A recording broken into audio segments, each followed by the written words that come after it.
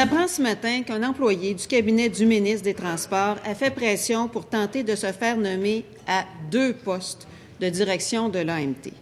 Martin Bergeron, conseiller politique, a exigé une rencontre avec Nicolas Girard, le PDG de l'AMT, afin de faire pression pour obtenir le poste de VP Communication ou de VP Planification. Pire, M. Bergeron affirme que sa démarche était endossée par M. Massé, chef de cabinet du ministre des Transports. Clairement, M. Bergeron a contrevenu aux règles déontologiques du personnel des cabinets ministériels. Et je cite l'article 6, paragraphe 3. Un membre du personnel d'un cabinet ne peut se prévaloir de sa fonction pour influencer ou tenter d'influencer la décision d'une autre personne de façon à favoriser ses intérêts personnels. Est-ce que le ministre des Transports confirme que son employé a eu une rencontre avec le PDG de l'AMT pour obtenir un poste de VP? Monsieur le ministre des Transports. Monsieur le Président, soulignons que l'employé, comme conseiller politique, son travail, c'est le transport collectif, c'est tous les dossiers qu'on rapporte au transport. C'est un expert dans ce domaine-là. Et dans son travail, sur une base professionnelle, il a dû parler, pas à une reprise, pas à 2 reprises, à plusieurs reprises au cadre de l'AMT, dont M.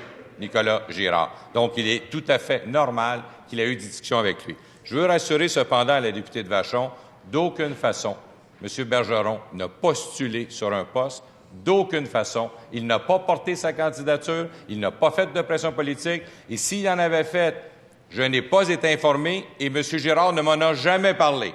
Alors, je dois vous dire qu'en ce qui me concerne, le dossier est clos. Il n'y a pas eu d'aucune façon d'interprétation de vouloir avoir un poste et utiliser d'intimidation ou quoi que ce soit. Il n'a carrément pas postulé. Première complémentaire, Mme la députée de Vachon. Monsieur le Président, M. Bergeron a fait pire que postuler. Il a demandé une rencontre pour obtenir un des 2 postes de VP Communication ou de VP Planification.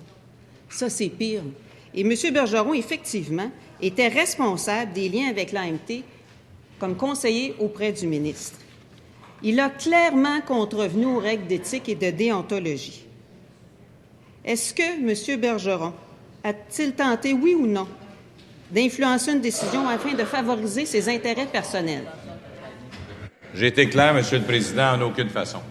Et si ça avait été porté à mon attention, et si telle chose se serait produite, je l'aurais interdit et je ne l'aurais pas autorisé. Je veux rassurer la députée de Vachon, ce n'est pas de la façon dont on va travailler. Je veux quand même lui rappeler, lorsqu'elle parle de la déontologie, un article très clair. Un membre du personnel d'un cabinet ne peut, dans l'année qui suit la cessation de ses fonctions, accepter une nomination au conseil d'administration ou comme membre d'un organisme qui n'est pas une entité de l'État. J'aimerais lui rappeler que l'AMT est une entité de l'État. Complémentaire, Monsieur le leader. Monsieur le Président, je rappelle au ministre que selon l'article de Denis Lessard de ce matin, il y a un témoin de cet échange-là. Il y a un témoin de l'échange où votre employé, Martin Bergeron, demande la job.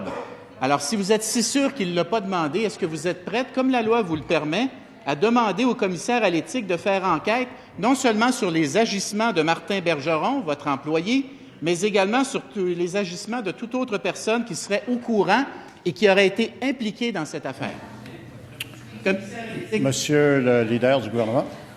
Oui, Monsieur le Président, j'entendais le député de Vachon dire que la personne aurait contrevenu aux règles d'éthique et de déontologie parce qu'elle serait intervenue elle-même pour déterminer sa condition d'emploi. J'entends le leader parler du commissaire. Le commissaire à l'éthique qui a demandé aux députés de ne plus s'impliquer dans leurs conditions de travail et qui a plutôt dit qu'il fallait aller dans le sens d'un rapport indépendant comme celui de L'Heureux-Dubé. Alors, ma question à l'opposition, il y a une motion qui s'en vient. Est-ce que vous allez appuyer le rapport indépendant pour éviter de vous mettre vos 2 mains dans vos conditions de travail et sauver ainsi 4 millions sur 10 ans aux Québécois? Monsieur le leader de l'opposition. Là, Monsieur le Président, là, il étire tellement l'élastique. Je pense, là, vous pouvez vous lever sur 79 et dire que sa réponse a vraiment pas rapport avec la question. Il faut que la réponse ait rapport avec la question. Ils sont-ils prêts à envoyer le dossier au commissaire à l'éthique, oui ou non? Sur la question de règlement, M. le leader. La question traite du commissaire à l'éthique et d'avoir contrevenu aux règles en décidant soi-même de ses conditions de travail, ce qui est exactement la position que vous défendez pour votre paye à vous. Alors, je vous demande comment on peut être lucidement se lever et